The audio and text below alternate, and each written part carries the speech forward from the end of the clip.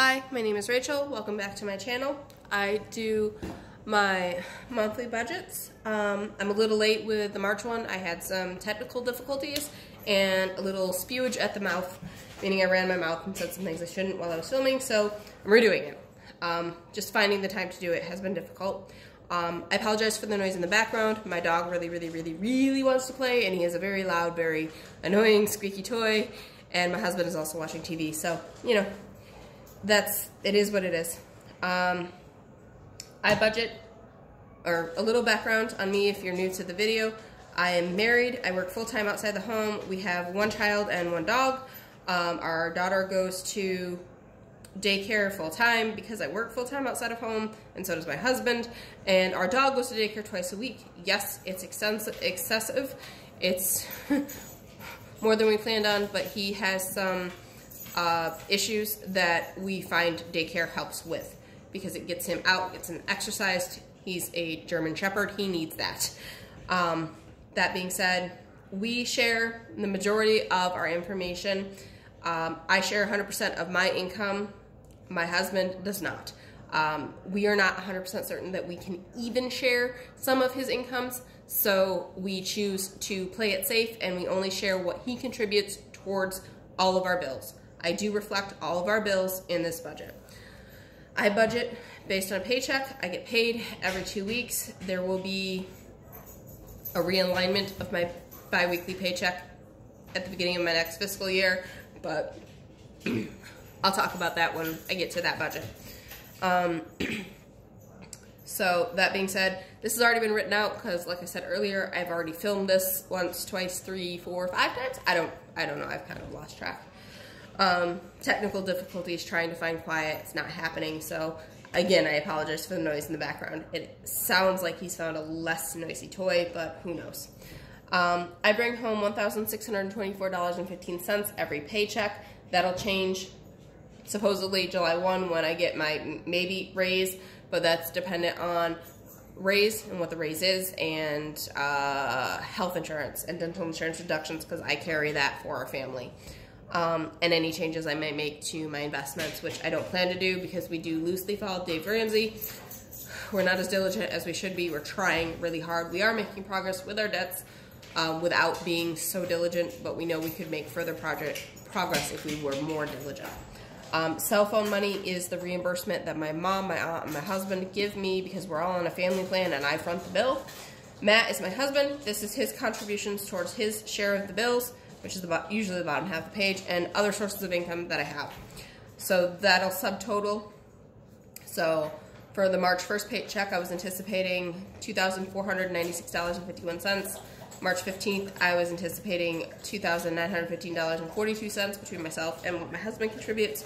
And in the March 29th budget, which is coming up in 2 days, I was anticipating $1,754.15 in income. So I run zero-based, so all my expenses will subtotal to the same dollar amounts.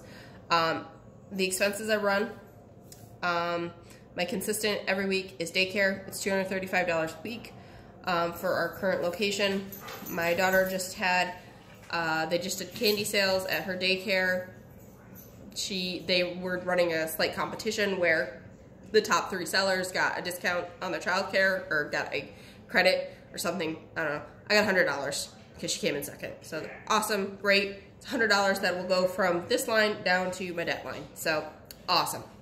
I budget gas for myself only. My husband has his within his own budget and he does his own thing. I budget $80. It's usually right around that mark, depending on how gas prices are working, the points I accumulate with the gas I buy, and the other things that I use my personal funds for at the gas station.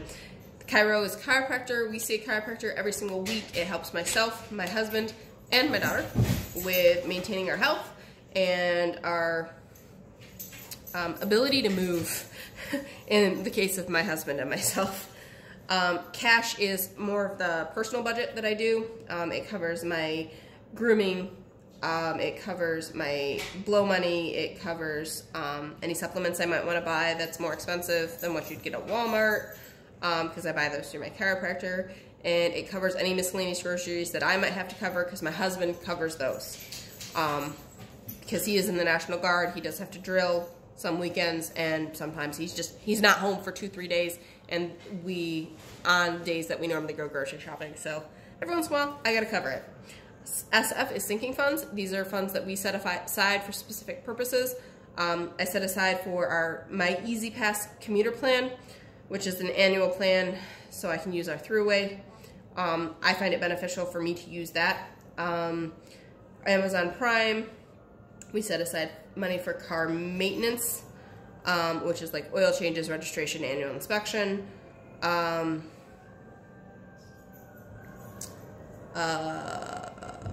a brain fart. Set aside money for our dog for his meds, vet visits, shots, heartworm, flea tick meds, stuff like that. We set aside money for in a specific account just for his daycare, because they have a package plan that we like to pre-buy, but it's not a cheap plan, so we worked ourselves up to the biggest plan that they offer through the use of a sinking fund. So we set aside the money in advance, so we're not like charging the card and praying that we're going to come up with enough money by the time it's due. And then Christmas is the other thing that we set aside money for. And then this will be changing in April because I need new sneakers. I don't have cheap sneakers. I need running shoes, and I need inserts for those running shoes. Neither one are cheap, so yay! DSC is Dollar Shave Club. We like the convenience of it. We like the razors. My husband buys other products from there that he really enjoys, but we're on the every 6-month plan, so I don't know anything until July, but I like having the placeholder. Grove is Grove Collaborative. I like getting some of my household cleaners through there. I just like them better, cheaper price. It was what works for me. At the time I did my budget, I knew what my cart was going to be, and I wasn't going to change it.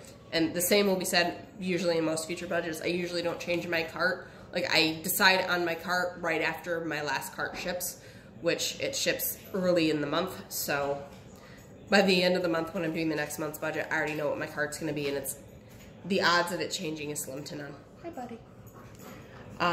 Nice Egg Pea is the electric for the garage of one of our other homes. We technically currently own 3. I only have to pay for the electric on the garage of the home that I carry a mortgage on, because it was the home that I brought into the marriage, or into the relationship. And then Mortgage P is the mortgage on that same home. NWM is Northwestern Mutual. That is my life insurance. I still have to sit down with my advisor and get that reevaluated to make sure that we're sufficiently covered with the right policies. VZW is Verizon Wireless. That's the family plan that I cover. Mortgage F, or Mort F, that's the mortgage on the current home that we live in. RGE is for the gas and electric on the current home that we live in. Water Sewer for the current home that we live in. Water Sewer is due quarterly, so that'll be due in April. Spectrum is the internet and cable on the current home that we live in. My husband covers from here to here is what my husband covers. Trash is due every other month, so that's not due until April. YMCA is due monthly. That's, again, gym membership. My husband needs to keep it for his National Guard. He's supposed to be going to the gym to stay within reg. And then debt. We are, like I said, I believe I said, we are following Dave Ramsey. We're on baby step number 2, which is the debt snowball. So every available cent that I can pull out of the budget goes there. And my husband does contribute to his things as well. I'm hoping to do a separate budget on my debt snowball, which would technically, what we have is only his student loans, which he pays out of his budget, and then any excess comes out of my budget. So that's basically it. So every paycheck got daycare, every paycheck got gas, no paycheck got chiropractor, because we have flexible spending that we directly pay for chiropractor. Every paycheck has cash. It varies a little bit because I get waxed. It's $80 a pop with tip, and it's every 6 weeks. So I pull 20 out of, so that's 3 paychecks that are in between the appointments. So I pay 40 out of one paycheck and 20 out of the other 2 paychecks in between. So that's the variance you notice in my cash budget. I've been playing with my cash and reducing it to send more money to debt, because I just really, we're so close to getting one of our debts. We were so close to getting one of our debts down, which is gone now, that I just was like, yeah, bye! And I sucked it up, and I have to suck it up for a little while longer. Sinking funds only comes out of the first paycheck of the month. Grove only comes out of the first paycheck. Dollar Shave Club will come out of the first paycheck when it's due. The electric, the mortgage, the life insurance, and the cell phone all come out of the first paycheck. They're due further down in the month, but they come out of that first paycheck. The utilities that my husband covers and the bills that he covers, that's more related to when he pays me for them. That's when they're due. And he usually gives me the money before they're due, and then I pay them. In the second paycheck, that's typically when I pick up my share of the mortgage. He obviously contributes his share, plus the other utilities that he covers. And again, the balance was debt, just shy of $25. And this is a third bonus paycheck, which is why there's such a large amount going to debt, because that was a bonus paycheck. I'll actually have another $100 coming out of daycare into there, because I have that daycare credit for my daughter coming in second with the selling of candy for the fundraiser that they just did. So, and by daughter I mean me, because she's barely over 1. She didn't really sell anything. But yay me, I get the credit. And it's nice and helpful, and it just goes towards debt. But that's it. That's our March. So we're hoping to put over $1,500, or right around $1,500, just shy of $1,500. I can math in my head, I promise. Just shy of $1,500 into debt this month. Fingers crossed that it's actually more, that we're over the $1,500 mark. We did get our taxes in, or at least our federal return in March. That's already been gone. We got quite a chunk of change. We put a big chunk into our savings for projects for the house that we're currently living in, because obviously we need to cash flow those, and we'd rather set aside the money for it when we got it. We made a huge chunk, and we paid off a debt that we had that we just didn't want to have anymore.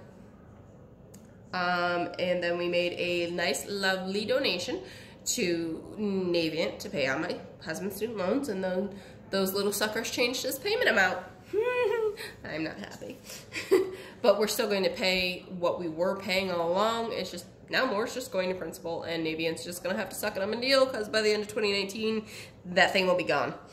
Well, before the end of 2019, that thing will be gone. But that's it.